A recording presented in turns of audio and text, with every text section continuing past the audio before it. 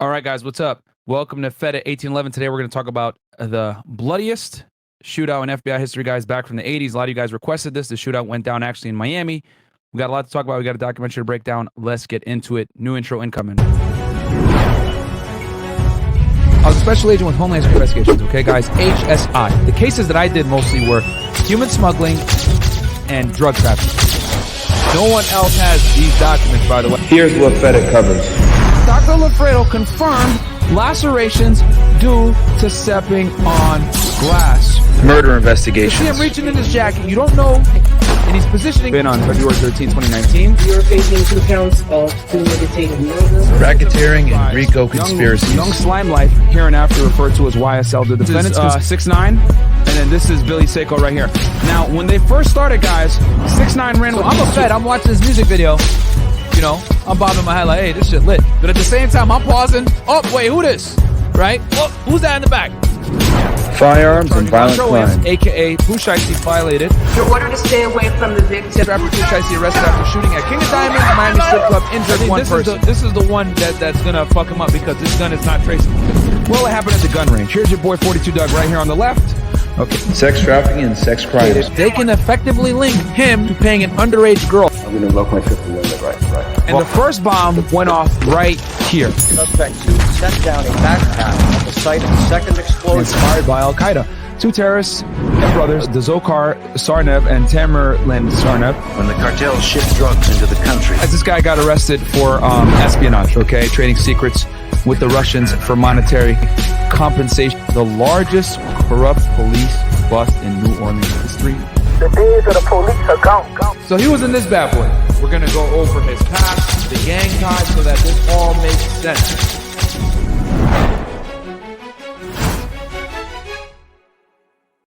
All right, hope you guys enjoyed that one, man. That intro right there. Shout out to Kaizen Graphics. You did a pretty good job on that one. Yes, it's a little bit longer, but I wanted to show the variety of cases that we cover, guys. We cover, you know, all types of cases from terrorism all the way to bank robbery. I'm going to start covering serial killers very soon and documentary breakdowns, just like the one we're going to do. But anyway, guys, I got a special guest in the house, man. We got Mia in the house. Welcome all the way from Texas. Hello. Can you introduce yourself to the people real quick? Name, age, what you do for work, that type of thing. Yeah, so I'm Mia. I'm 23. I'm a content creator / artist, amongst many other things. How's Austin? It was better a couple years ago. Okay, now it's influx with a bunch of hippies, right, from California?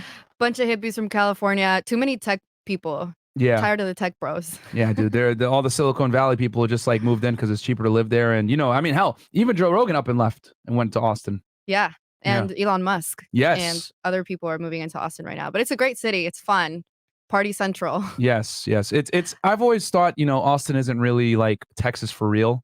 It's very, you know, forward and progressive and super left leaning compared to the rest of Texas. But well, there's this joke that Austin separates itself from the rest of Texas, but then Texas separates itself from the rest of the U.S. So it's very Texas in a way. Yeah, it is. But it like, is very different. You know, they always say, you know, keep Austin weird. Do they still say that slogan or no? They still do, but it's not that weird anymore. Okay, so it's not as because I remember that was the big thing was like back in, I mean, because Austin has consistently been one of the most fast growing cities in the United States, which is why the traffic is so bad. The infrastructure hasn't caught up.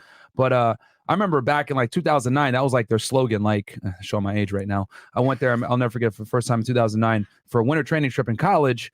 And the slogan was keep Austin weird.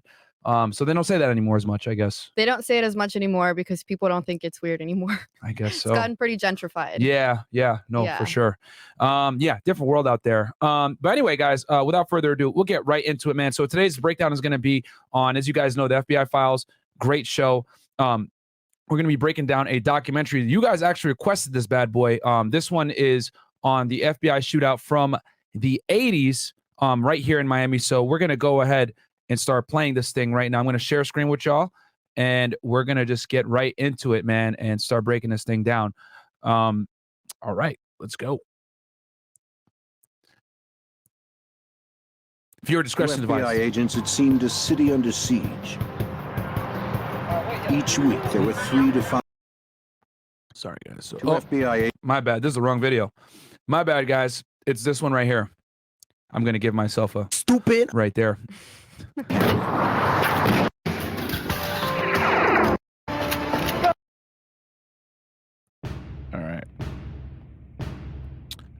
And this is the Real Crime Channel right here.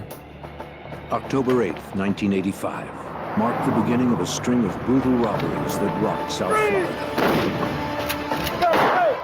I got y'all the closed captions. Two masked men used military weapons in a violent spree that threatened innocents. But no one knew who they were or where they would strike next. Before the FBI could stop them, lives would be lost, and law enforcement would be changed forever. Very important for you guys to understand that this shootout changed law enforcement in general when it comes to how what guns they got issued, the caliber of bullets they use, etc. This shootout changed a lot of law enforcement protocol when it comes to firearms. All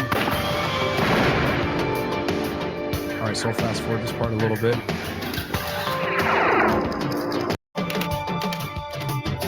This older documentary from the 90s, early 2000s, but it's good stuff. In Miami, a gang of robbers targeted banks and armored cars. They carried assault weapons and weren't afraid to use them. They struck during the day and sometimes twice a day. For a while, they seemed unstoppable. I'm Jim Kallstrom, former head of the FBI's New York office. We knew that to stop these criminals would require stealth, ingenuity, and perhaps a little luck. No one expected to that Massachusetts accent is very strong. become one of the bloodiest chapters in FBI history. Miami, Florida, 1985. To FBI agents, it seemed a city under siege. Each week, there were 3 to 5 bank robberies. Kidnappings, major drug deals, and shootings were everyday occurrences. Guys, going back in time, all right, just so you guys kind of understand the gravity of what they're talking about. In the 80s, guys, in general, the United States was crazy in the 80s because, you know, cocaine was starting to take over, crack was starting to enter a lot of the, you know, inner city neighborhoods. Miami, guys, was one of the main ports that brought the drugs in, especially during the cocaine era, you know, Cocaine Cowboys, all these documentaries you guys saw. Miami in the 80s was extremely dangerous, guys, and extremely violent. The Colombians were killing each other every other day down here back then, man. So it was wild. Nowadays, South Texas, where most of the drugs come into the United States, but back in the 80s, it was through the port of Miami. And you got any commentary on that out there in Texas, since you guys deal with a lot of the cocaine coming in nowadays? Oof. I mean, I grew up in South Texas. The drug culture is huge. Like I remember being like 14 looking for weed and guys would be like, no, but I have cocaine. Can you tell people a little bit about, and that's kind of how we know each other, guys, a bit, but can you tell them about where you're from in Texas, just so they got an idea? Yeah, so I'm from Mission, Palmview area. The nearest big city would be McAllen. And you lived in Laredo, which is about 2 hours away from where I grew up. And yeah, I mean, the drug culture is just insane out there.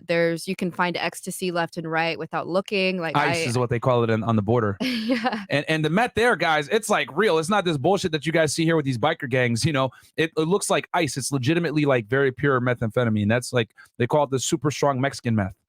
But sorry, continue on. Yeah, no, it's scary. I mean, I not that you would be doing meth, but yeah. No, I've never seen meth, thank God. But I used to be all in the drug culture without wanting to, like being at the festivals out there. And so I'd be seeing people overdosing left and right, just because I was going to all the local raves and like super into the music, and without wanting to, I was just coming across drugs as a young teenager, pretty much. Yeah. You can't escape it on the southwest border, man. Like it's I think they said something like somewhere between 60 to 80% of the United States drugs nowadays comes in through the southwest border. Now, it used to be Miami, but now, you know, those days have kind of, you know, they kind of disrupted and dismantled a big portion of maritime smuggling. It still happens, but not to the level it did back in the 80s. So, but yeah, you being on the border, like you were right there seeing it. And it's crazy too, because like me working on the border versus meeting someone that lived on the border, even if you lived on the border as like a resident, you're from that area, you're very privy to like all the crazy stuff going on in Mexico, all the cartel fights, everything across the river. So what cartel, I'm trying to think who for the Valley, for us it was Zetas. Los Zetas. Was you guys, is Zetas over in wasn't Golfos? No, I'm thinking of somewhere else, but yeah. Okay. Yeah, that makes sense. Guys, I worked in Laredo. Laredo was a different world than where she's from, which is the Valley, McAllen, Far, Mission, Harlingen, Brownsville. You know, Brownsville, you know, the Valley's its own world versus Laredo is like its own like island almost. So Yeah. Yeah. Anyway, all right. So yeah, guys. Anyway, without that side tangent, yes, Miami was extremely dangerous in the 80s. Like this is every day there were murders, guys, back then, because the drug game was fierce back then. But just when it seemed things couldn't get any worse, a new breed of outlaws hit the streets and turned the Miami crime wave into a war.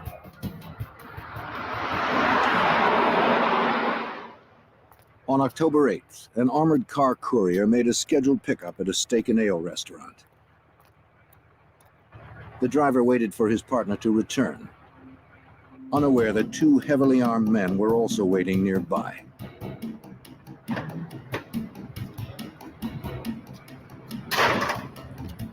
I just looked it up. Steak and Ale was an American restaurant that went out of business in 2008. They don't exist anymore. So can you? So these guys right now are about to get into. You guys are going to see what's going to happen here for a restaurant that no longer exists. It went out of business in 2008. I'm looking it up on Google. It was created in 1966, and they went defunct July 29, 2008. As the guard approached the rear of the truck, the gunman advanced with military-style precision. Hold it!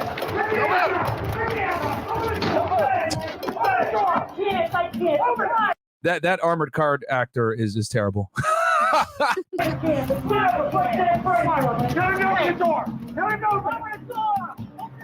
The driver refused to open his door. He drove away following company policy.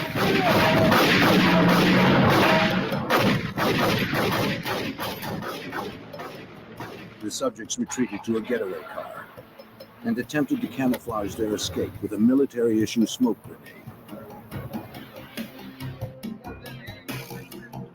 The Metro-Dade County Police and the FBI responded to the scene. Robberies of armored cars and banks fall under... So just so you guys understand how this works, Metro Miami-Dade, so we got Miami-Dade Police, right, who's basically the Sheriff County's office, which is strange, though, but they refer to themselves as Miami-Dade Police. And then you got the City of Miami Police Department. So Miami-Dade is the county, and they obviously take over everything in the county of Miami-Dade, but they're one of the few sheriff's departments that calls themselves police, not sheriff's deputies, which is very strange. But that's only unique here to Miami. So when they say Miami-Dade Police, that is the guys in the brown uniforms. And then Miami Police Department, they have the blue uniforms, and they're the actual city police. But Miami-Dade covers the entire county, and they cover the areas that are unincorporated. Then also, guys, armored cars fall under the jurisdiction of the FBI because it's federally insured, okay? Anything that's FDIC insured is automatically going to go to the FBI. So if you rob a bank, if you rob an armored car, any of these other things, it automatically becomes federal because banks and armored cars deliver money, which affects interstate commerce. When it affects interstate commerce, bam, the feds jump in. So don't rob a bank, guys, because then you're going to have the feds on you immediately, all right? And, people, I didn't know this, and you can tell me what you think, but I had a friend that was an FBI agent, and I used to tell him, like, bro, like, do people still rob banks? And guys, surprisingly, even to this day, people still rob banks. Yes, it's actually very, very common. I was shocked. That is so dumb. Yeah, that's what I'm saying. Like, bro, are you stupid? But it's funny because when I was an agent here in Miami, so I was go in the courthouse all the time because I was always, responding, taking Coast Guard cases anytime they catch someone like smuggling aliens or drugs or whatever. Homeland Security would respond. You'd go out there, you'd arrest the guy, whatever it may be, right? So I would be in there with other agents a lot of the times, like swearing out affidavits, being in court, whatever. And the FBI was there often for bank robberies. Like those are like some of their most active agents is their bank robbery squad because they're always responding to people robbing banks. And it's actually way more common than I thought. And I used to be shocked about it, but I had a buddy who worked in San Antonio as an agent who was telling me, yeah, it's very common. And then when I was actually in Miami and I was going to court all the time, if I saw FBI agent there, it was one or two crimes that they were there for. Typically, it was for healthcare fraud or for bank robberies. Are they at least planning it, or are they just pulling up with a gun and hoping that it'll work? Sometimes they just pull up with a gun and they slide the person like a note saying like, oh, give me all the money. Wow. Yeah. Yeah, that's actually pretty common too. But like, dude, they got so many cameras and it's like, it's automatic going to be like a decade if you get caught. So it's like 10 to 15 years for bank robbery. Oh, yeah. So people still rob banks though. I was shocked too, but yeah, people are still very stupid and bank robberies are extremely common. So the FBI responds to those, and actually one of their busiest squads is the bank robbery squads. So anyway, yeah, I digress. FBI jurisdiction. The supervisor of the Miami FBI's Violent Crimes Unit was Special Agent Gordon McNeil. There were basically no clues as far as who these individuals were. We had absolutely. And just so you guys know, the supervisor isn't the case agent. The supervisor manages the group which oversees the investigation. However, there's a case agent and then you got a supervisor. The supervisor's job, guys, is to make, or they call it SSA. The supervisor's job is to ensure that you have all the resources you need as a case agent to run your case appropriately and be able to, you know, get whatever you need, right? To push for indictments and to get arrest warrants, etc. So, obviously they're interviewing the supervisor because he oversaw the case, but the actual case agent, who I think they're going to bring on this documentary, is the guy that's actually calling the shots. Supervisors do not carry cases, guys, whether you work for FBI, DEA, HSL, like I used to. When it comes to special agents, the supervisors, managers in general, never carry cases, okay? And supervisors are typically GS-14s on the government scale when it comes to pay. So. No idea, no way to go. No one had seen them without the black hoods over their faces. They wore gloves on both hands. One piece of information witnesses did provide was the license number of the getaway car. Agents tracked the number and learned the car had been stolen a month before. But the lead was a dead end. The robbers had escaped with only $2,800. That's it. Yeah. But their use of military weapons and commando tactics convinced. And yeah, 2,800. I'll run that real quick for you guys and get how much that was, because this is 1985. Agent McNeil, they would probably strike somewhere in Miami again. But where and when? The answer came just 8 days later. Okay, $2,800 in 1985 was the equivalent to $7,710 today. Thanks still to inflation. Not much. I mean, yeah, still not that in much. exchange for the jail time that they're gonna get. Yeah. Seriously, right? Like, what the hell? So, hilarious. At a busy supermarket on South Dixie Highway, another armored car arrived to make a scheduled pickup. And Dixie Highway, guys, connects the city of Miami to Coral Gables. So this is actually a very popular expressway, very congested. So this has some of the worst traffic in Miami-Dade County. This expressway, very popular. Sorry, this is very where they were busy. trying to escape through. You'll see right now. A courier returned to the truck with several money bags filled with cash and receipts.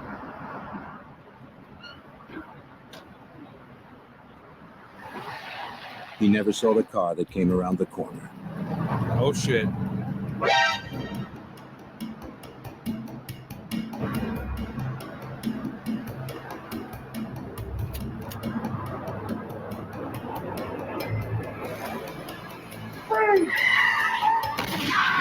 Holy.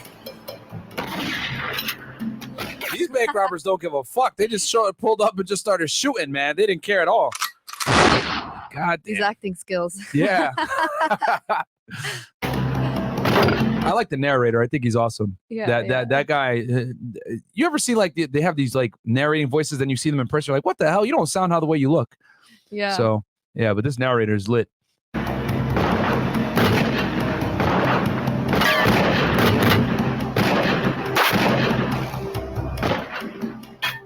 The robbers escaped empty-handed. Metro-Dade police and the FBI quickly responded to the alarm. They went ahead and shot a security guard and didn't even get the money. Fucking guys. 6 Adam 31 1097. These men were clearly not afraid to use deadly force.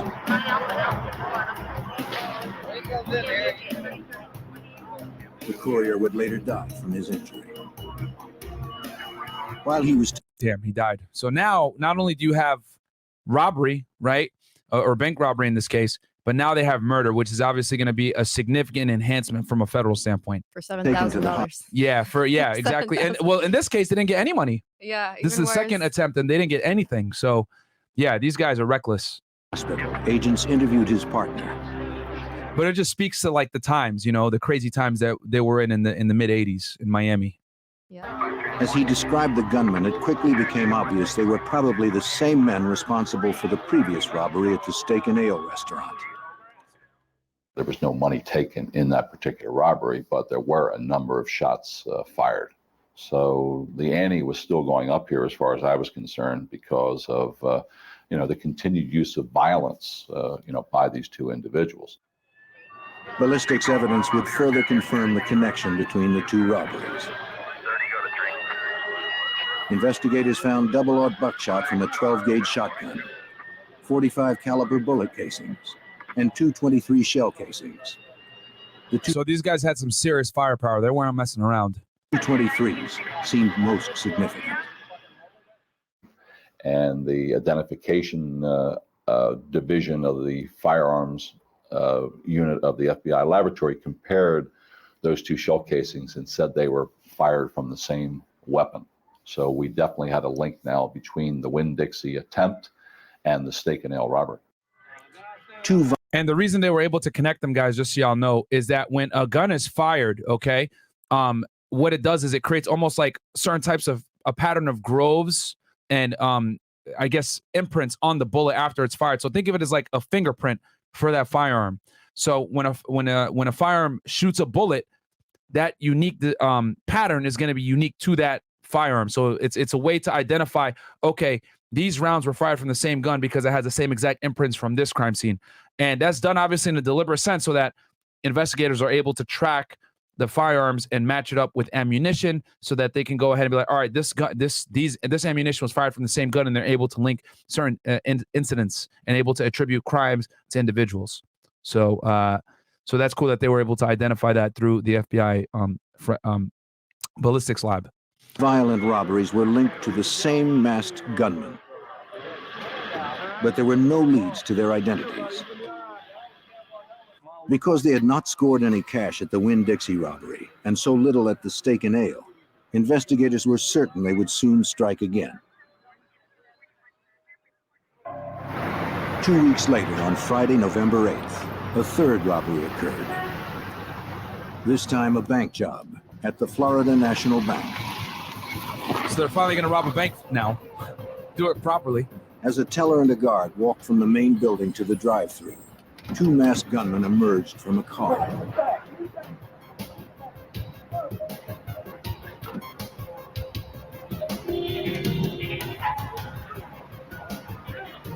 At gunpoint, they ordered the teller to open the door to the drive-thru. Get up now! And remember, guys, this is the mid-'80s. Cash was a big thing back then. You know, credit cards weren't like, commercialized the way they are now. Apple Pay wasn't a thing. So, this was very common, for armored cars to go ahead and travel and move money around. This is just how it was in the 80s and 90s. We just started getting away from cash within the last, decade, I would say. So this was very common to be able to do this, do these types of crimes back then, guys. She tried to comply, but there was a problem with the key. Stalled in broad daylight at a busy intersection, the gunman aborted the robbery and fled with only the $10,000 the guard had been carrying. Well, at least they got some money this time. Sloppy. Yeah, very sloppy. Local authorities and the FBI Violent Crimes Unit responded to the scene of the crime. Just a few blocks away from the two previous robberies. This pattern was starting to develop that all these crimes were happening in the same general area along U.S. Highway number 1. FBI interviews with the bank employees confirmed that the robbers were the same pair who'd hit the armored cars. Maybe they figured a drive-through bank would be less heavily fortified than armored cars. $10,000 back in 1985, guys, the equivalent to $27,538.20 today. Man, inflation is a bitch, isn't it? Yeah. Crazy. Easier sources of cash. There was no higher priority in this case. We had to find these guys, and we had to get them off the street before they killed more innocent people. But just an hour and a half later, they hit the Professional Savings Bank only 18 blocks away. Wow. Oh, wow. Hour and a half later. Sloppy. They don't give a shit, man. They're like, yo, these guys are reckless, man. Yeah. They don't give a shit. They're like, yo, we going in. Quick lunch break. Yeah, quick lunch break and right back at it, baby. They took that 10K, went and got some food and said, fuck it. Get out! Get out! Get out! The robbers quickly took control of the lobby. At gunpoint. Now what? This is their fourth bank robbery now, because they did the Steak and Ale. Yep. Right? They got about 2,800 from that one. Then they did the Winn-Dixie restaurant, failed. Then they robbed someone from ATM. They had 10K from that one. Now they're at a bank. This is their fourth robbery now. Yep. So had a lunch break and went and robbed the bank. Yeah, pretty much. They didn't even do an outfit change, I bet. Yeah, they'd be like, you know what, man, let's just go back. We got the uniforms on already, so hey, let's do it. Yeah. These guys are hardworking criminals, man. I respect it. They're 9 to 5ing their crime. Yeah, seriously, they are 9 to 5 in it. And employees quickly followed their orders. With their masks and high-powered weapons, no one doubted they meant business.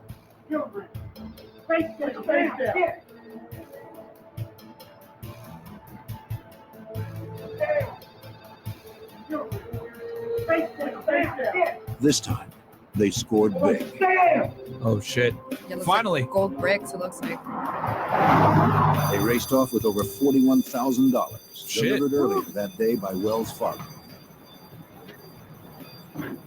So they might have actually done their homework on that one and saw the guy pull in with the money and then went ahead and robbed them right after. 41K, I'll do the math. They escaped in yet another getaway car, a Chevy Monte Carlo. It's going to be like 100K. Yep, probably. Witnesses had little to tell agents. The robbers had entered quickly and forced everyone down on the floor where they couldn't see what was going on. But since the men had acted... Yep, you were very close. 41,1985 is the equivalent to the purchasing power of about $112,906.61 today. So yeah, that's great. Man, inflation is wild when you look at it like that, huh? Actually been inside the bank this time. Perhaps the security cameras had captured them on tape. Agents were soon disappointed to learn that the cameras had somehow malfunctioned and nothing had been recorded. It was the fourth robbery in 6 weeks. The heavily armed robbers were looting banks and armored cars in broad daylight. Zero fucks given, guys. The witnesses in these cases indicated that they felt that these... Oh, my bad. Hold on. Sorry, guys.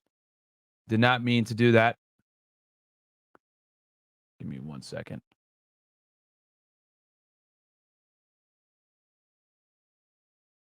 My bad, dogs. The way they walked, the way they talked, the way they carried the weapons. And I truly believed up until when we finally found out who they were, that we could very easily have been dealing with police officers here or very recent ex-military.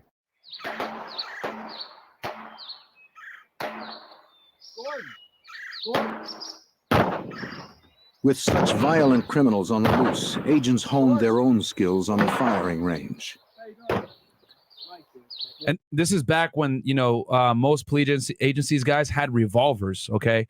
And revolvers, you know, I'll be honest, are inferior weapons to semi-automatic pistols. It's just that the reason why they were so big on revolvers is because they don't jam.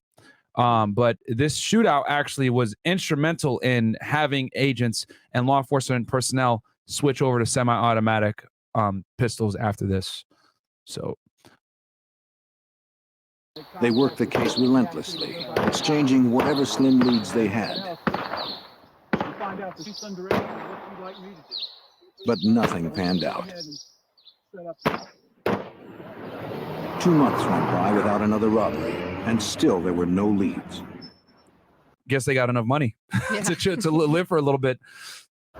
At this point, what we got the math. At this point, they've stolen 2,800. Then they made out with 10K, and then they made out with 41K. So 51K plus another like 3. We'll just round it up to 54, 55K. Yeah. So 55K. At that time, could totally last them at least a year if they were smart with it. Yeah. 55,000. Which they probably weren't. They probably weren't. They'll be back in like 2 more months. Exactly. So that was the equivalent to $151,000 today. This is the equivalent to what they stole back then.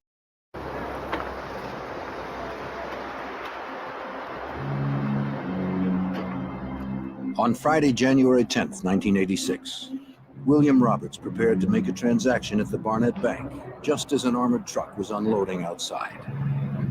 yes, for you young bucks out there, writing checks was a thing. You had to go to the bank to actually like get financial stuff done. To get financial transactions done, guys, you had to go to the bank in person, write checks, all this other stuff. Because I know some of the young guys are like, what the hell is he doing right now? Like, what is a check? Like, I mean, thankfully, you know, I'm old enough to remember like what it's, you know, how to write a check, what it is, etc. But like a lot of, I mean, you're young, you're 23. You probably don't even never written. You never written a check in your life, right? No. Yeah, different days, my friends. He looked up from his checkbook and watched as two masked robbers shot the guard in the back. As the guard lay on the ground, one of the gunmen shot him twice more. Holy shit. So as you guys can see, these guys are ruthless. They don't care. You know, they have no issue with killing, which is always a huge red flag. At this point, it's their 5th heist, so now they're cocky. Now they're confident. Yeah, they're extra confident. They're like, you know what? Let's just shoot people. Yeah. Fuck it. Let's get the money and kill people. Yep. Which, like, you know, if I were like a bank robber or whatever, I would want to minimize casualties. Like, for me, coming from a law enforcement background, knowing what I know, like, they go extra hard on you if you're violent. Like any type of law enforcement, they find out like you're a member of a gang, you're a bank robber, whatever, but you're violent. They go extra hard. They dedicate way more resources to you. So, I mean, I know what you're taking. I think at this point they were convinced that they weren't going to get caught because they've gone away 4 times. So they probably just didn't care. They said, fuck it, YOLO. Yeah. Right? You only live once. Okay. These guys really living life on the edge. This was the robbers' 5th heist in just 3 months, and another big hit. They fled with $54,000. Oh, shit. I'm keeping a tally now.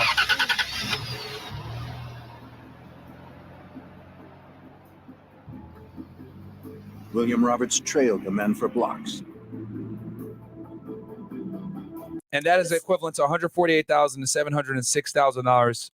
$148,706 today with 26 cents, guys. That's the buying power. This William Roberts, he's a normal citizen. Yeah, that just decided to decided to follow them. Yeah, because he witnessed everything. Oh, bold. Yeah, he said he went from writing checks to chasing criminals. Yeah. Though he maintained a safe distance, Roberts worried the thieves knew he was following them.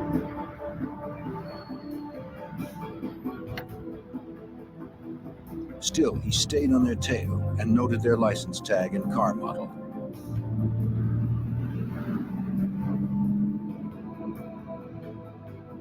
He tracked them to a parking lot where they pulled in next to a white pickup truck.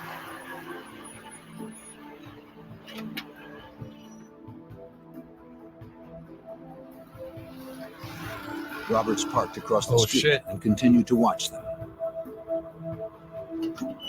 He noted the make and model of the pickup truck, but could not see the tag number. After driving off, Roberts would flag down an officer and tell him the story. So he may have got a glimpse on these guys since they didn't have masks on. The FBI responded to the scene and interviewed bank employees.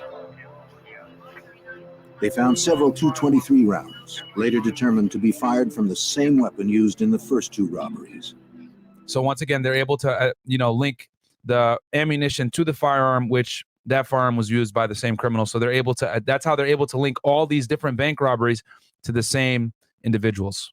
Nearby, FBI agents examined the getaway car the robbers had left behind. But William Roberts was the star witness. Thanks to Roberts, the FBI had the first big break in a 3-month string of violent robberies. A check on the license tag of the getaway car revealed the car was registered to a man named Aureliano Brielle. Bam. So we got the witness that was able to identify the plate. And you guys are probably wondering, well, Myron, how do they actually identify all that? So guys, there's something called NLETS, or National Law Enforcement Telecommunication System, okay? That is how you're able to run vehicles on plates, and then you're able to go ahead, depending on what state it belongs to, check the registry, right, the DMV registry, for that particular state, for that particular plate, and then it'll give you the information that you need. And NLETS is basically interstate. Each state has its own database, but you're able to run each plate based on the state and get the registered owner for that particular plate. So let's see what happens here. But that's the name of the system that they use, guys. Not to be confused with NCIC, National Crime Information Center.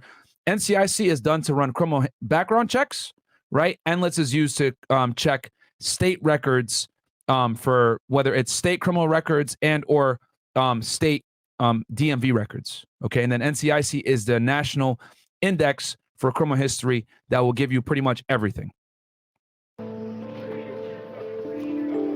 Agents prepared to pay him a visit. Since the car had never been reported stolen, they suspected Brielle was involved in the crimes. They dressed for safety.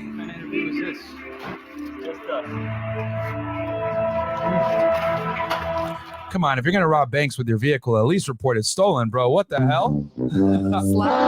Sloppy. These guys. In Miami, the FBI had been tracking 2 masked gunmen who had been robbing armored cars and banks, already killing 1 guard. Now agents had located the registered owner of one of the getaway cars. On January 14th, Special Agent Morales and a partner arrived at the home of Aureliano Brielle, the registered owner of the car. A woman opened the door. Special Agent Morales now works undercover and wears a hood to protect his identity. She asked me if I was there about her son. And I said, yes, I was, as a matter of fact. She said, well, my son putting a mask on with a suit, man, he's extra dapper right now. Emilio has been missing. Mrs. Brielle's husband came to the door and they invited the agents to come into the house.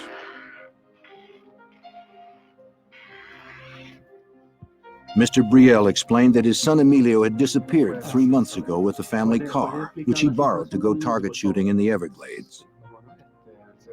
The Brielles had filed a missing persons report, but heard nothing. They had hoped the agents brought news of their son. Sus.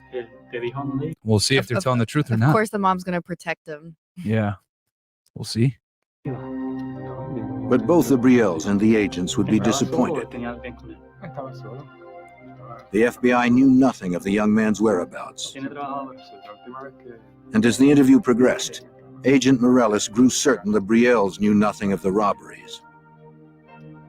The conclusion at the end of the day was that the Brielle family was not involved. They were victims.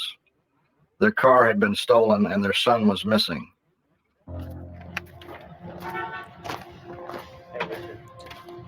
So they reported their son missing, but they didn't report their car stolen because their son had the vehicle.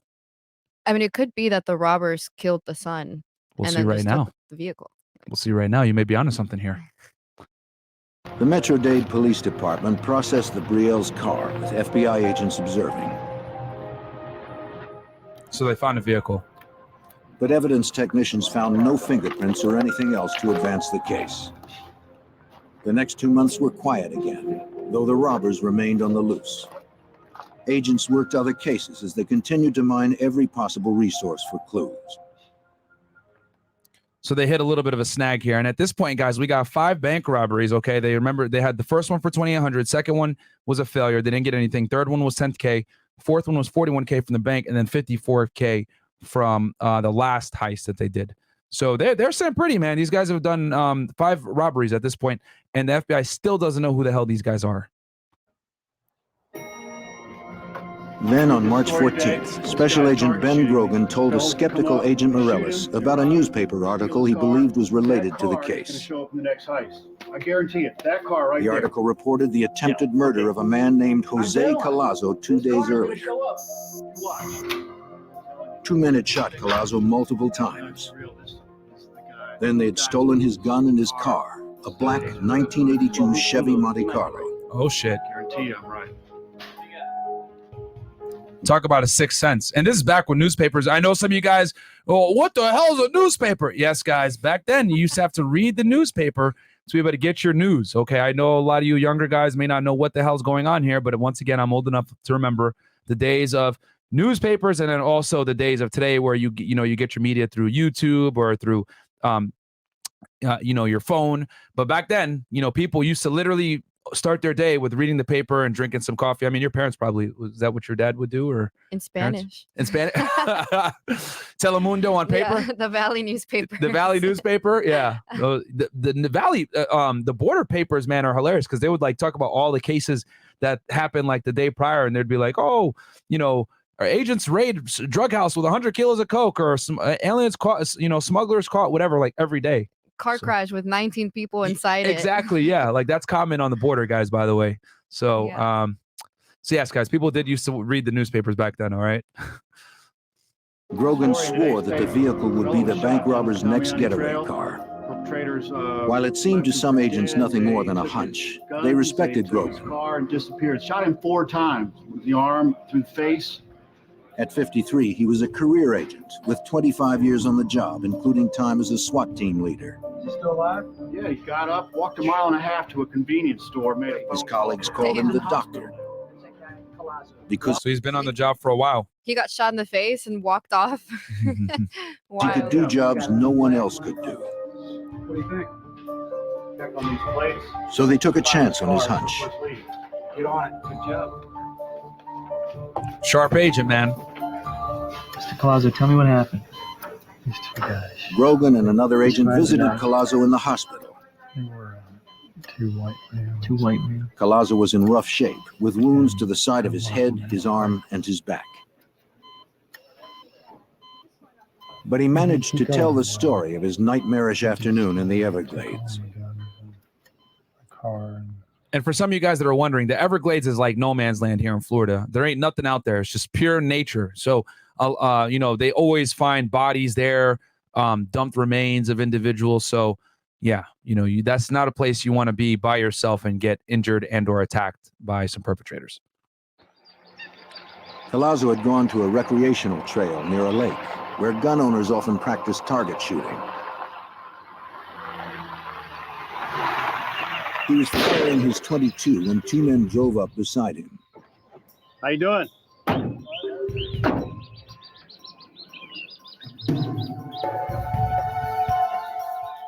The driver pulled a gun on Collazo, Hold up, shut up. who somehow had the presence of mind to identify it as a steel blue Magnum revolver. Shut up. He pegged the other man's rifle as a Ruger Mini 14. Well, he's a gun guy. Anyone that goes out to the Everglades to shoot guns, obviously, is more than likely going to be a gun enthusiast. So the fact that he was able to identify these guns, you know, very astute witness here. When the assailants demanded Collazo's guns, car, and wallet, he complied. Now back on up. I will say this, that's some gun discipline right there. Finger ain't even on the trigger. That is some really good trigger discipline right there. Back up. Give you everything. Back up. Shut up. But they shot him several times anyway, Back up. at close range.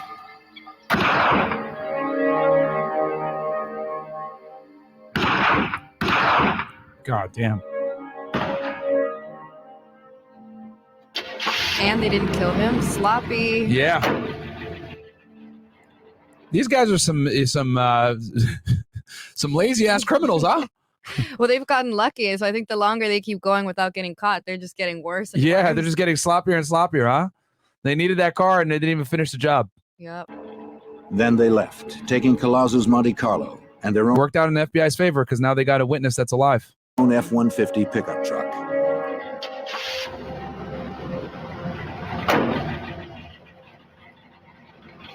As they drove off, they believed Collazo was dead.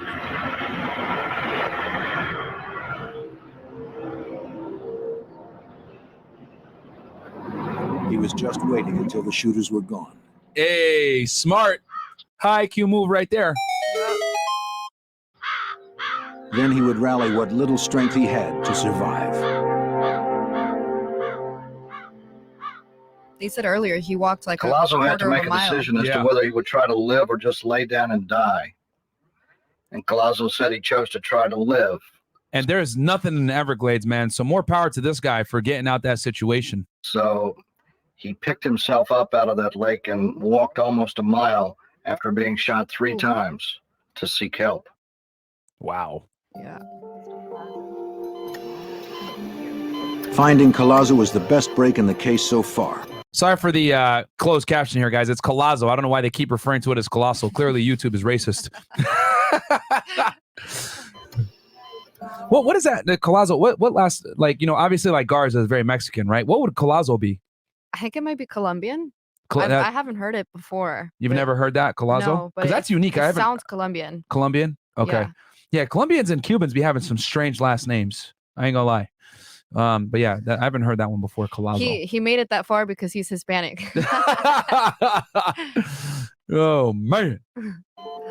He provided the single clue no witness until now could offer. A description of the suspects' faces. Oh boy. They had not worn masks when they assaulted him. Using Colazzo's description, a Dade County police artist drew composite sketches of his assailants. The drawing. Yes, guys, they used to use composite drawings back then as well. Okay, I still think they use composite drawings even to this day. But yes, guys, this was very common back in the day to be able to identify someone. You would have the victim describe the individual, get a composite sketch, and then you're able to use that, put that out to the media, and help you find and draw leads. Would be made into posters with information about the suspects and their crimes, plus the warning that both men were heavily armed and extremely dangerous.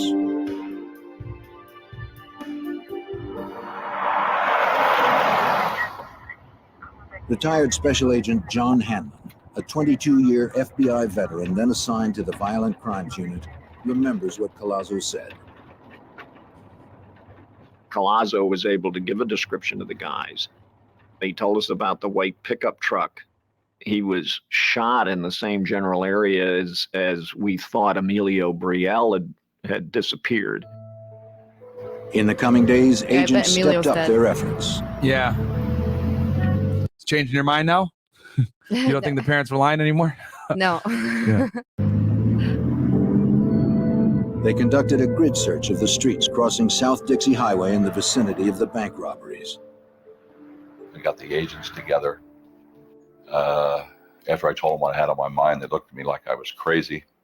But I said, I want you to get down between 88th Street on South Dixie Highway and 185th Street and come up with any license numbers on white Ford F-150 pickup trucks. Something just told me in my gut that perhaps, who knows, we're trying to make our own luck. What is it, 1 million to 1, 10 million to 1? I don't know. But they came back with the license numbers of 10 white Ford F-150 pickup trucks. Did they have God damn. Did they have to manually look for these cars? Yeah. There wasn't a system online? No. Oh, God. This is the 80s, baby. Ugh. This is old-fashioned police work, man. Shout out to the supervisor for being creative. You know, getting on that Dixie Highway and just, you know, identifying white Ford F-150 pickups. Computerized checks of the license numbers would reveal the owners' names. Agents would then request driver's license photos from the Department of Motor Vehicles. Perhaps if Colazzo saw the photos, he could identify the truck's owner. And that is this area today, guys. I'm going to show it to you right here, that same intersection area. This is the Dixie Highway right here, guys. Like I said before, this is a very popular road. This connects Miami and Coral Gables, okay? The traffic here is literally terrible.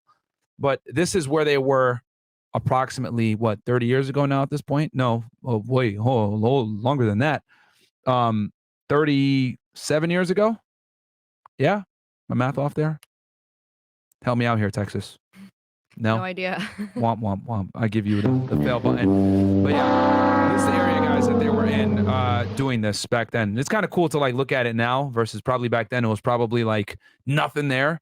Because, guys, in the 80s, Miami wasn't really a destination unless you went to South Beach. No one hung out in Miami. You only went to South Beach. That's it. Miami wasn't as lit as it is nowadays. But in 1986, technology. And yes, Miami Beach versus Miami are two different cities, guys. A lot of people conflate Miami Beach and Miami, the city Miami, together. Two different things. You don't go to Miami back in the 80s. You go to Miami Beach. That's where all the tourism and all the fun stuff, all the clubs were. The city of Miami, you stayed away from there. Technology was slow. And before the photos came back from the DMV, the robbers struck again. On Wednesday, March 19th, just 1 week after Colazzo's assault. Oh, shit. The thieves hit another bank on South Dixie Highway. Back up. Get out. And that strip, guys, has a bunch of banks, shops, etc. So it would make sense that they would hit in this area. Probably wasn't as congested as back then as it is today. Yeah. Give me the bag. It was their 6th hit in 5 months. Give me the money. Put your face down. Be quiet. One kept the terrified customers at bay. The other looted money from a teller.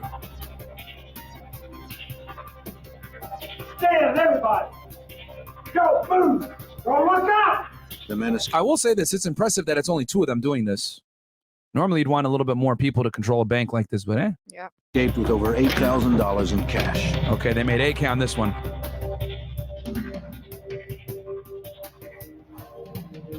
As customers and employees recovered from the assault, an off-duty customs official who had seen the robbers flee called police. That's the equivalent of, in 1986, that is the equivalent to what, $21,628.58. And they had a customs official. Like I told you guys before, the U.S. Customs Service existed back in the 80s. Now it's under the Department of Homeland Security, but that's good too. So they had a solid witness that was there, government official.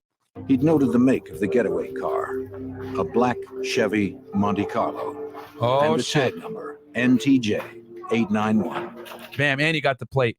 And keep in mind, guys, this is the same vehicle that they stole from Collazo at the Everglades. Just as Agent Grogan had predicted, it was Jose Collazo's car. That agent was sharp. He caught it in a newspaper article, and they got lucky.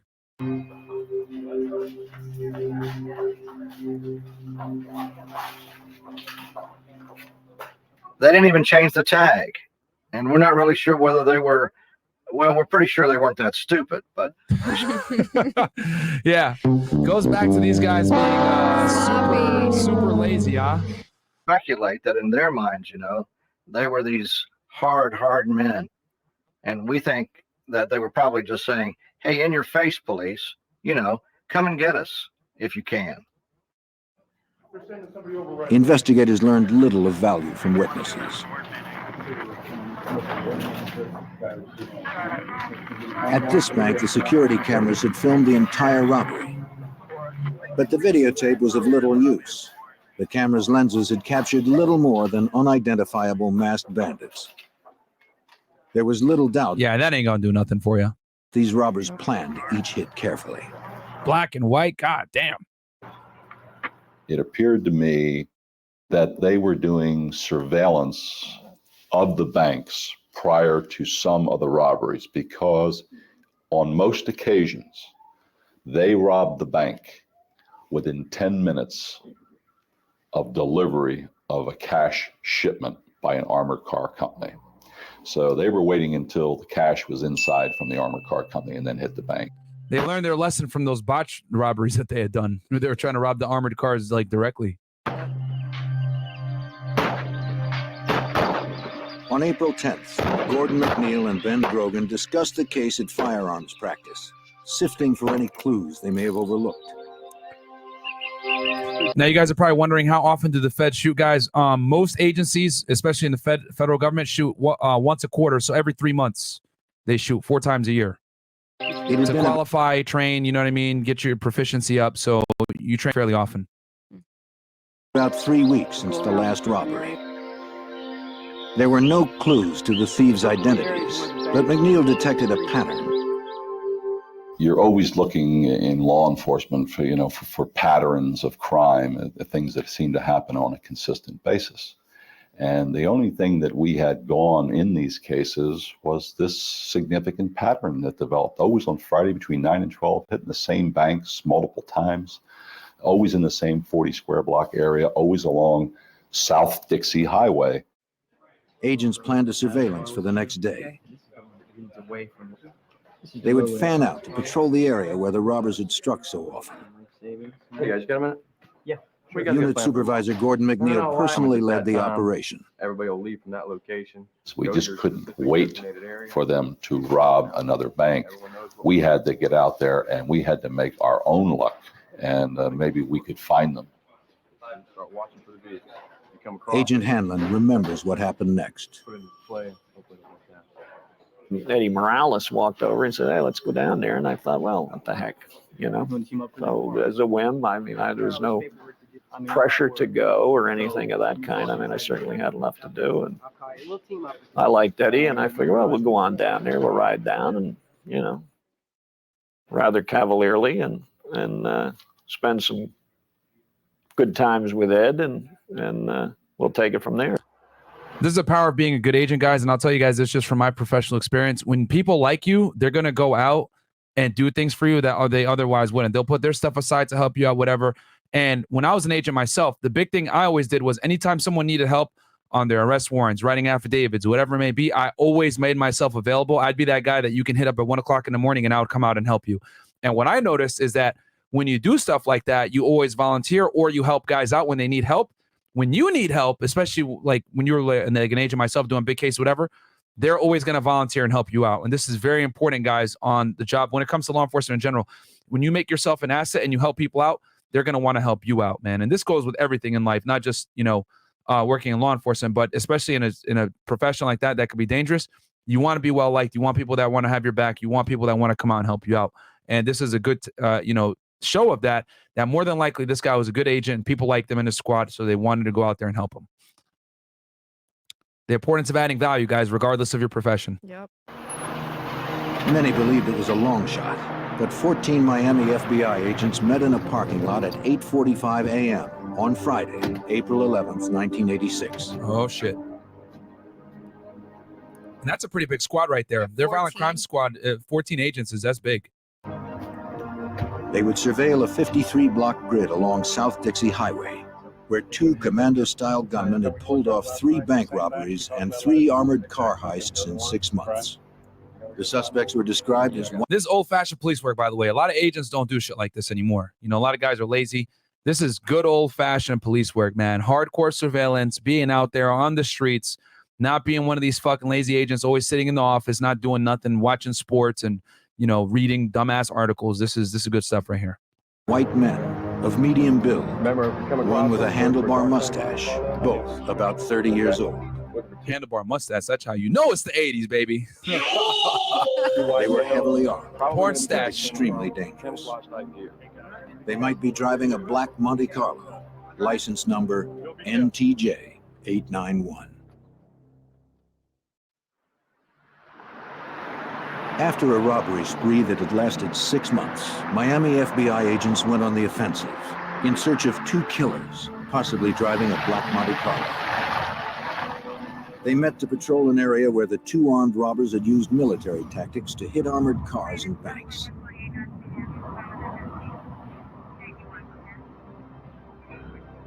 All would be stationed along the major thoroughfare of South Dixie Highway.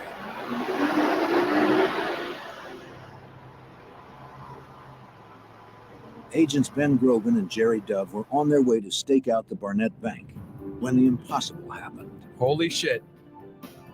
Finally got them. That's where it is. That fit the description of the suspect's vehicle pulled directly in front of them. In disbelief, Agent Grogan advised all units of what he saw.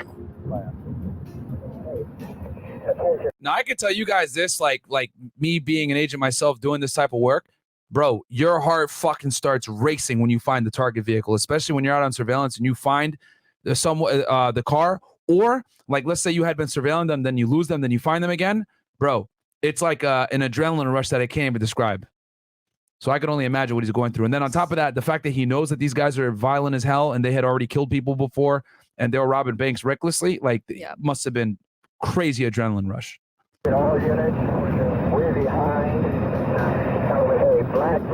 Gordon McNeil remembers the call. Grogan was not an emotional person. Nothing could get Grogan excited. And I still remember his... Keyword Grogan was. So we'll get into this. His voice.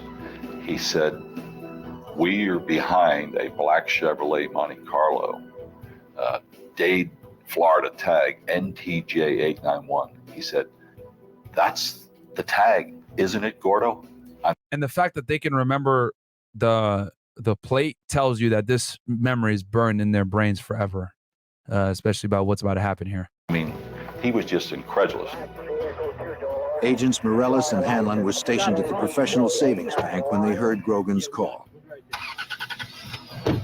They began to search for their colleagues. Hanlon was driving, with Morellis working the radio. Hanlon tried to get a gauge on Grogan and Dove's location. And I remember saying to Eddie, call Ben, tell him to start calling the cross streets so we'll know how close we're getting. Before Eddie had a chance to go on the air, Ben starts calling off the cross streets, and we're hitting those cross streets, one after another. So we were real close to them. After proceeding south for several blocks, Hanlon and Morellis closed in behind them. The robbers soon suspected they were being followed. Whether they knew their pursuers were FBI or not, the suspects wanted to lose them.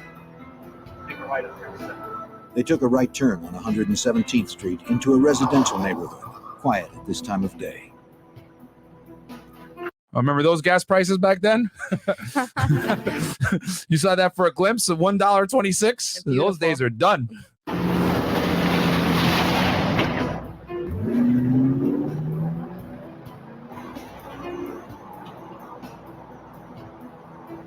You're still following? Still behind us. They're coming.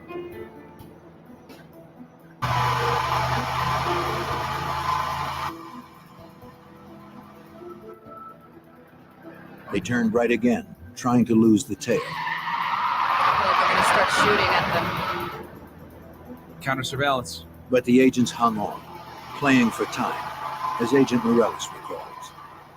We were just trying to wait for as many FBI units to get to the location as possible. We were also basically responding to what the subjects did. They weren't in any hurry. When they turned onto 120th Street, they actually slowed down.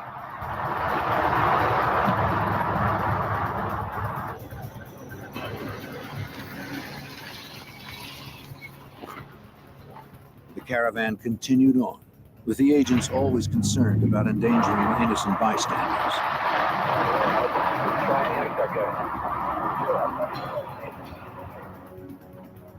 Then the suspects made a left onto 82nd.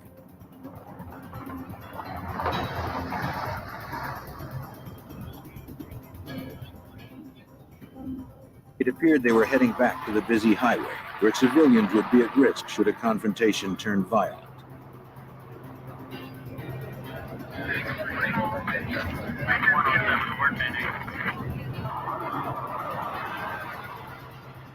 When Grogan saw the silhouette of a long-barreled rifle through the rear window of the sergeant's Jeep, he knew it was time Grogan. to act. How many cars stop? Let's do it. It was clear the suspects were preparing to do battle. Grogan put the light on his car and ordered a felony stop. That's from the 80s right there, putting the light on the top of the vehicle.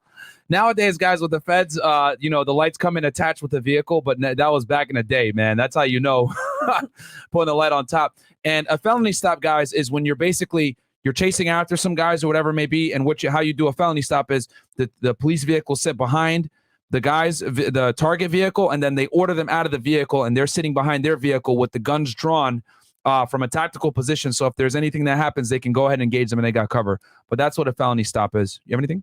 Do you have a little speaker to yell at them? They probably had something. Yeah, they probably like the little loudspeaker, like, "Hey, pull over, FBI, whatever." Yeah. Nostalgia right now.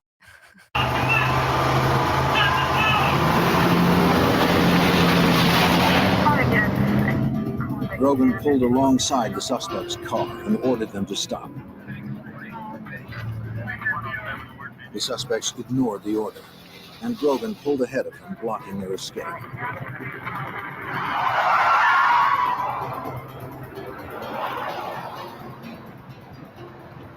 Hanlon and Morellis moved up, boxing them in. So they're trying to pin him and box him in, and these guys are still not stopping. The sight made an indelible impression on veteran agent John Hanlon.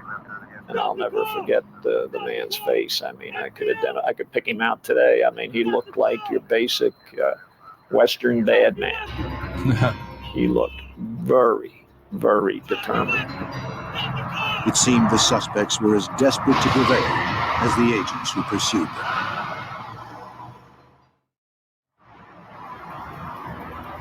Two heavily armed fugitives had ignored FBI orders to stop their vehicle. Special agents now tried to force them to comply.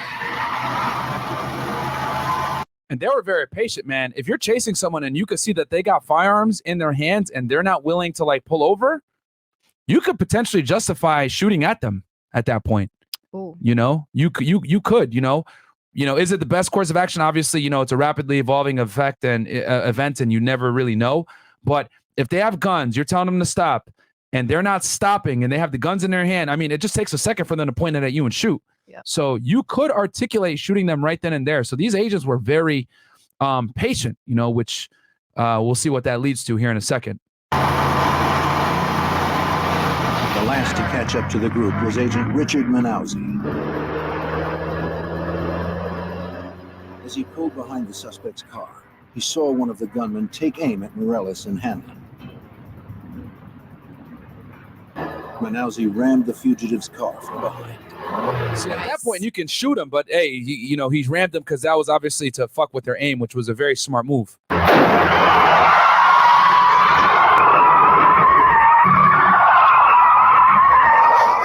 They swung into a U-turn, and then Manauzi was able to hit him again and knocked him over into this parking area up against some cars over there.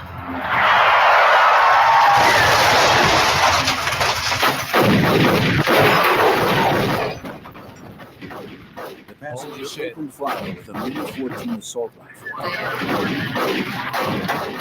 Outgunned, Agent Manauzi crawled to cover. Agent McNeil arrived seconds later, firing at point-blank range.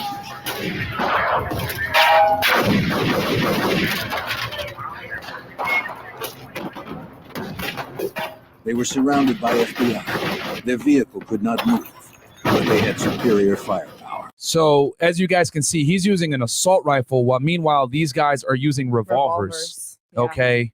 Not even close, Nope. guys. Not even close.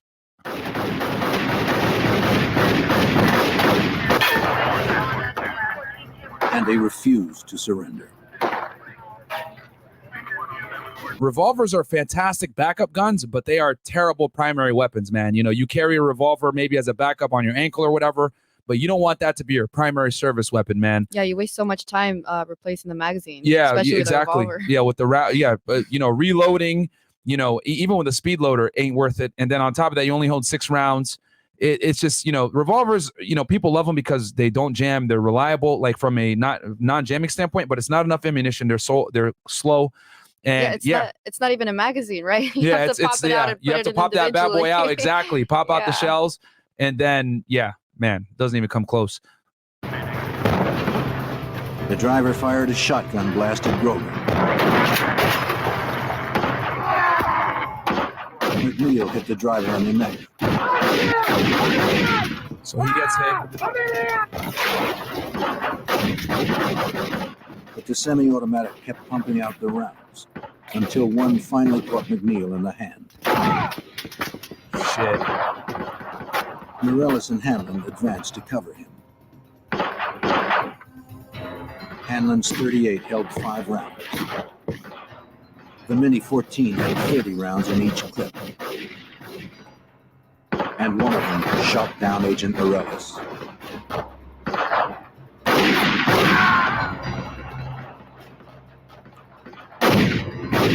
This shootout, guys, was instrumental in forcing law enforcement to switch over from revolvers to semi-automatic pistols that had more stopping power. Law enforcement agencies all across the country changed their weapon protocols after this shootout. Because the FBI just could not compete with 2 gunmen. It was it's 2 guys. They were outnumbered, and they still are killing and they're still FBIs. putting up a crazy fight. It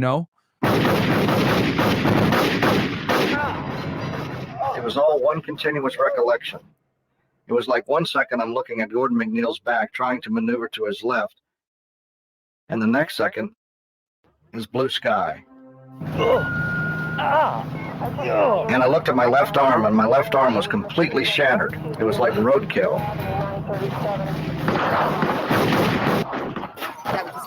His partner was down, but the shooter kept on firing.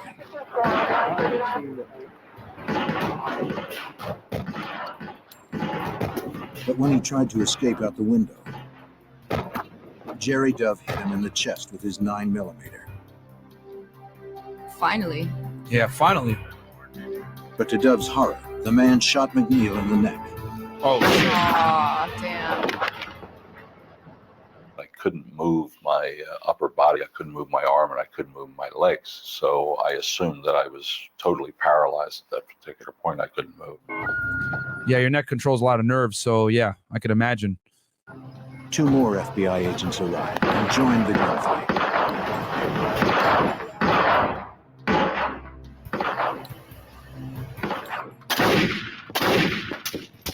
By now, the shooter had been hit 4 times, but he continued to advance and fire.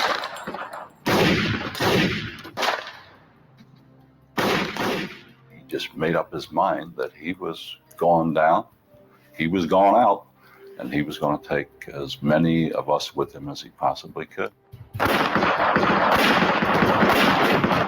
The agents knew they were outgunned, firing 6 shooters against the suspect's 30-round semi-automatic assault rifle.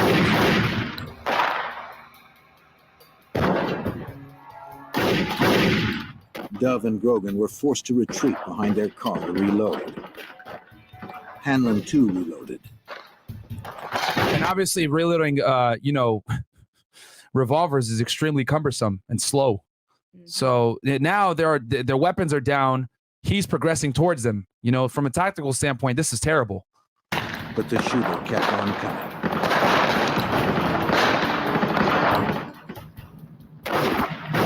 One went right through my knuckles on my right hand and through the knuckle in my thumb. A bunch of lead and whatever went into the back of my arm, and I remember my gun going flying. I said, "Ben, I've been hit." As Hanlon tried to retreat under the bumper, holy shit, the gunman shot him in the groin. In the groin? The blood right in the nuts. Geysered from my groin to my knee.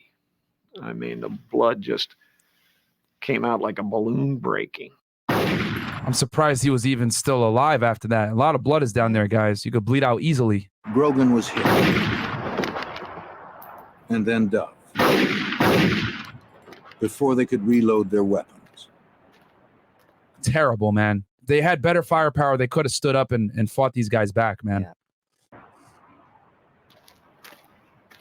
I remember Ben saying, "Oh my God," and he fell at my feet. And at some point along in here, I heard the blood, or I heard the breath go out of him. He went, The subject made his way to Agent Dove's car. With his left arm nearly blown off, Agent Morellis managed to pull himself up. That's the fight to live right there. The shooter was trying to flee, and Morellis had to stop him.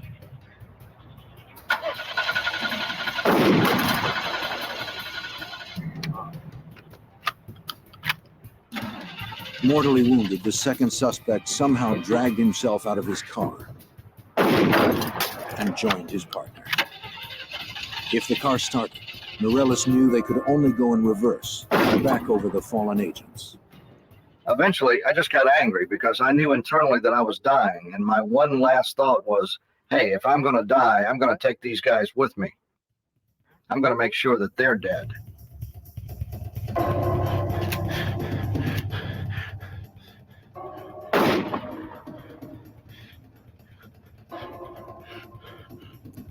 So now he has a sidearm. With his shotgun empty, Morellis changed to his revolver and staggered forward, firing at the subjects.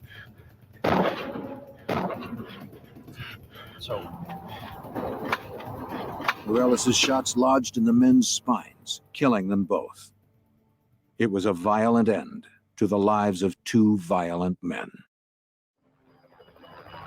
Just a few minutes after it began, the bloodiest firefight in FBI history ended in tragedy.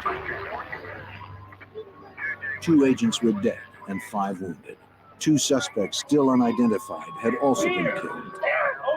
So mind you guys, they don't even know who these guys are. They still had not identified who these guys were, and you guys are going to see here in a second why they were able to fight the way they did.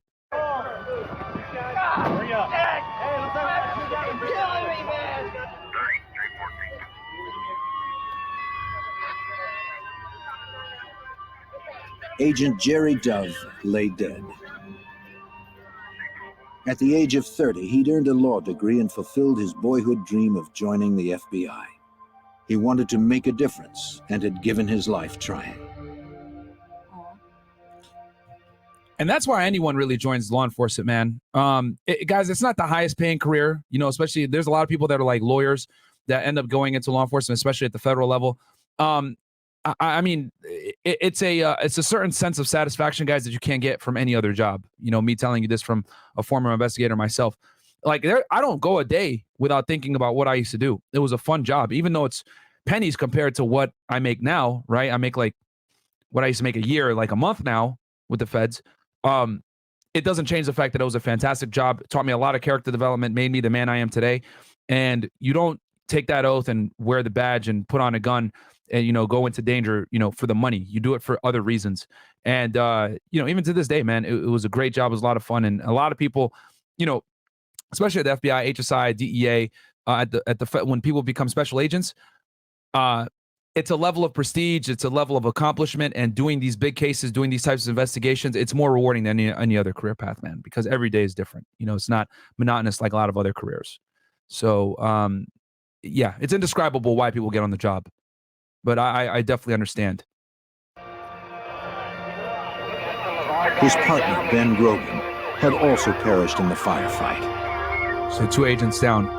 He had been just 1 year away from retirement. Damn. When his wife could finally have stopped worrying about her husband's dangerous career. And let me tell you something. Most agents that are 1 year away from retiring, they would never go out and do surveillance on something like that or get involved in something like that. Like most agents that are a year away from retiring, guys, trust me, I had a bunch of retired on duty guys that I worked with. Like they don't do shit. They're useless. You can never get them out the office. You can never get them to help you out with surveillance. The fact that this guy not only predicted the Monte Carlo, identified the vehicle, and called it, was a SWAT supervisor, etc. I already know that this is one of those guys that was a hard charger, regardless of his age or how close he was to retirement, man. So I could tell just from the way he was behaving that this guy was a fucking go-getter. You know, to be with the agency that long, to be a SWAT commander, all that other stuff. They don't put you in positions like that when you're a useless agent. So, you know, obviously rest in peace to him and his family.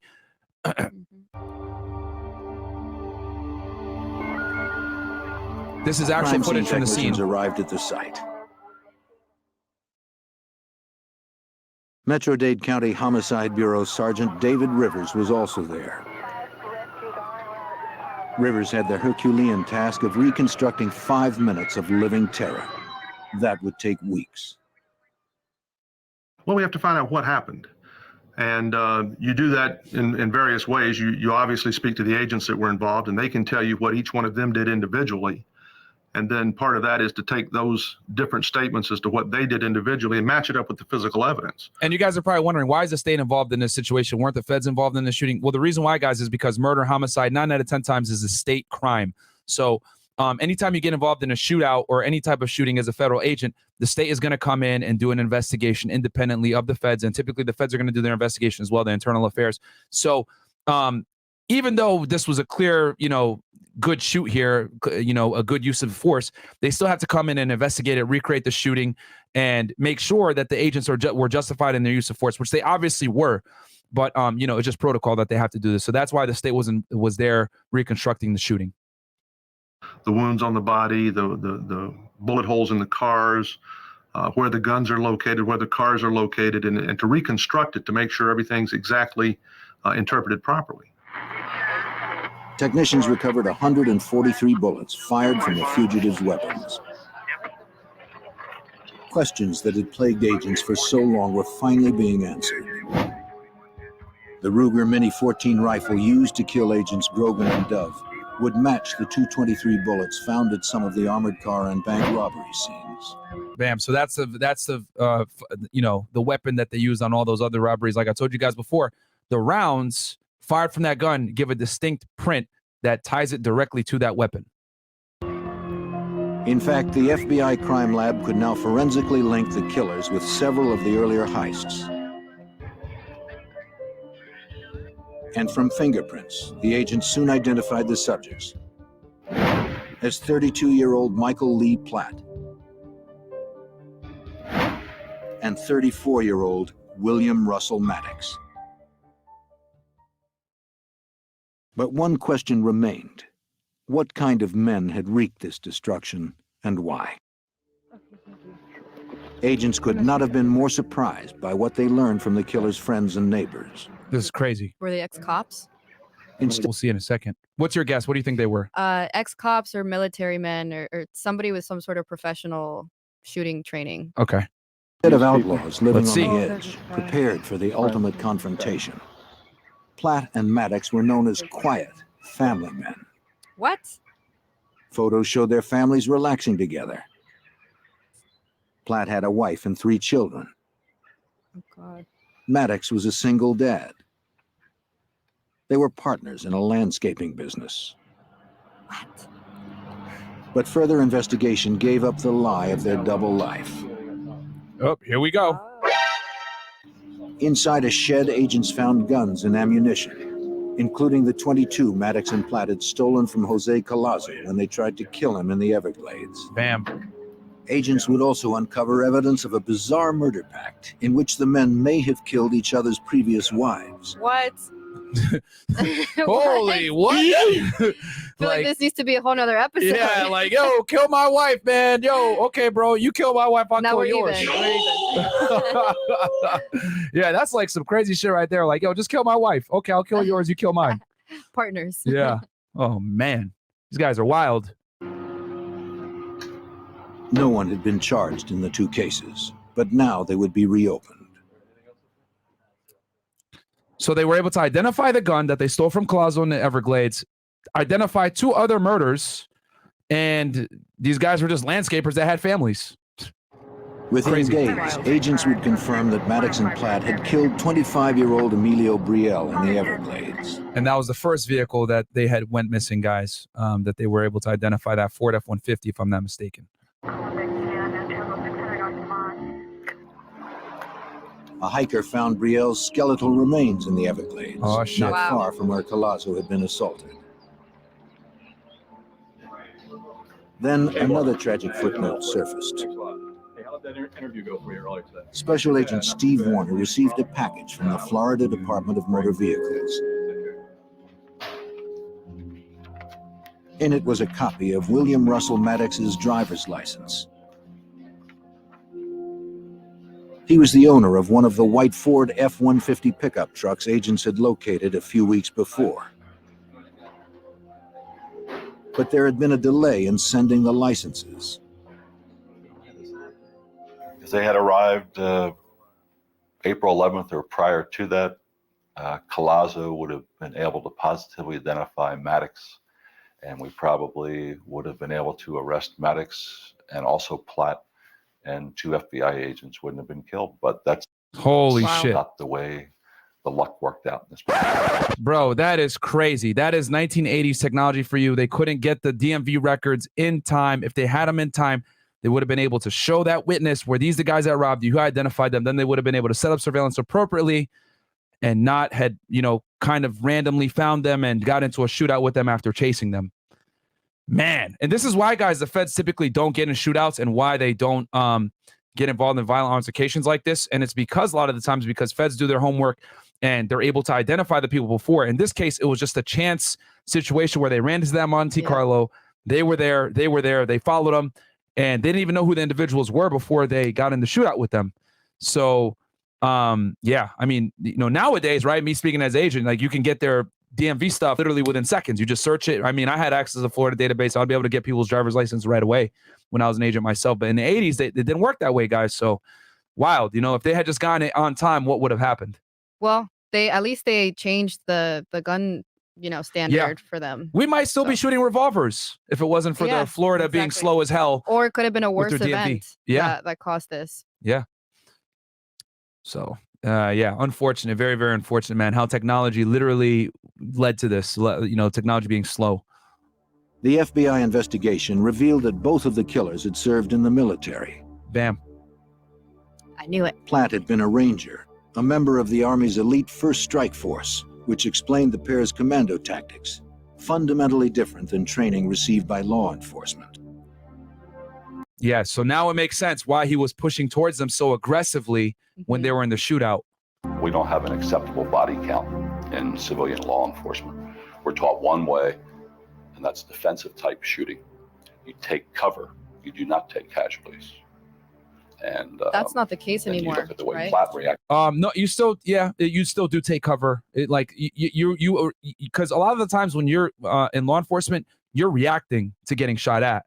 So it's not necessarily like you're the aggressor yourself, but in the military, infantry, this guy was a ranger, an Army Ranger. They teach you, you become a stone cold killer. Yeah.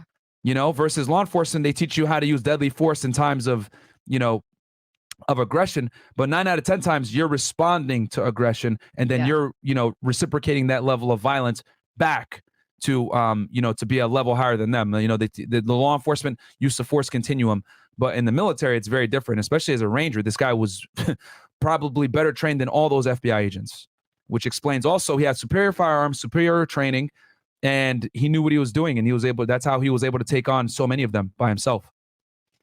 Wow. Reacted that day. He reacted in a military fashion. Yeah. He had the heavier weapon. He had the Mini 14 with a 30-round capacity. His back was basically against the wall. He had no place to go.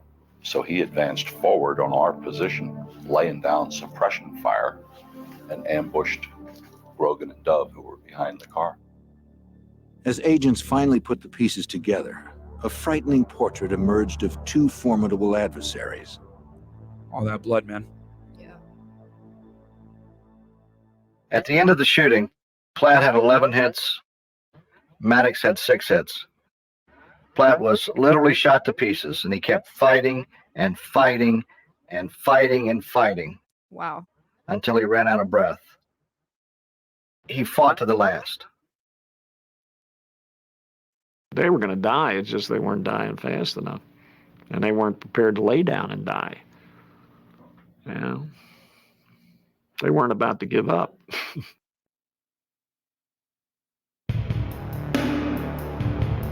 That's what they teach you in Ranger School, So the military elite. Out of this along with SEALs and Green Beret, Special Forces, they're up there. Tragedy came some positive changes that have improved the safety of all in the law enforcement community.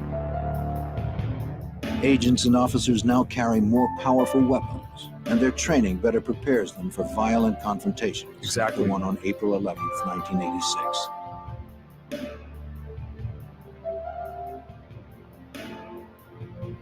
As hundreds mourn the deaths of 2 dedicated and selfless FBI agents, those in law enforcement have looked for meaning in the tragic events of that April morning.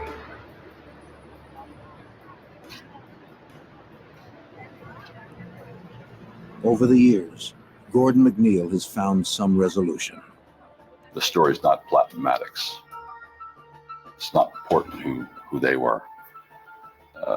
It's important to recall the courage that was shown by the agents that day, and the FBI. They did their job. Yeah, that's crazy, man. Yeah, so obviously this shooting, sparked a huge change in law enforcement, guys. And I'll show you real quick here. Here's the Wikipedia page on the shooting. Here is Ed Morales, actually. He was the one that killed both suspects. He won the FBI Medal of Valor. This is the guy that actually, was covering his face before because he was doing undercover work back then. But obviously, this is him now. Let me see if it could let me. There you go. It's probably terrible picture quality, but so there you go. And then also, guys, this is the area where the shooting happened as it is today. Now, this area, guys, is actually Pinecrest, Florida. Okay. And it was right here where the shooting occurred. All right. In this intersection area here, which they actually named these streets after the agents that were killed. And Pinecrest is an unincorporated part of Miami-Dade County. It's a part of Miami-Dade County, excuse me. So yeah, these are 2 agents that passed. You guys can see Jerry Dove and Ben Grogan. And they named streets after them. On 82nd Avenue is Agent Benjamin Grogan Avenue, and Agent Jerry Dove Avenue. Street signs and historical markers commemorate the naming of the roadway in Grogan and Dove's honor, which is where I just showed you guys. And yeah, man, I mean, this shooting had profound effect on law enforcement training, weapons, and you know, big thing switching from revolvers over to semi-automatic handguns as well, and having more stopping power. And yes, I know people are going to say, because I already know I'm going to get this question, what about 40 caliber versus 9mm? All right, guys, if you're using high quality ammo, 9mm and 40 caliber are virtually the same. Okay, it's only when you use shitty 9mm that 40 caliber is superior. But if you're using good law enforcement level ammunition, 9mm is good. And the thing about 9mm that makes it, in my opinion, better than 40 caliber is you can hold more rounds, which means the more rounds you have, the higher magazine capacity, the longer you can stay in the fight.